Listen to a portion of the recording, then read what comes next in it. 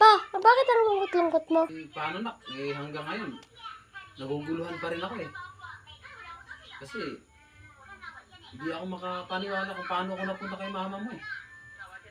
Ano? Paano ka nagpunta sa akin? Ano pinagsasabi-sabi mo? Ano ka na naman? Ako ang magtanong sa'yo kung bakit ako napunta sa'yo. Hindi, ikaw ano pinagsasabi-sabi mo. Kasi naman hindi naman kasi ako makapaniwala eh.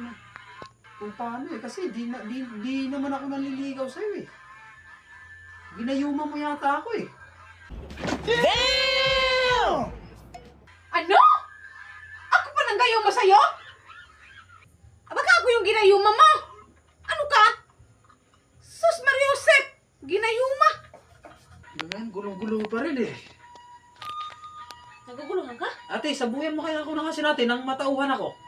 Kasi, alam ko, ginayuma talaga ako ni mama mo eh. Kasi di ko naman nililigawan to eh. Di ko alam kung bakit, paano nangyari eh. Ako pa yung nanggayuma! Diyos ko!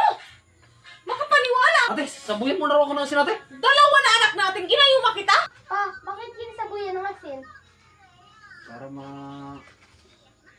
tigil na tong kalukuhan ni mama mo. Para matauhan na ako. Sabuyan mo ako ng asin para masumpa tong gayuman ito.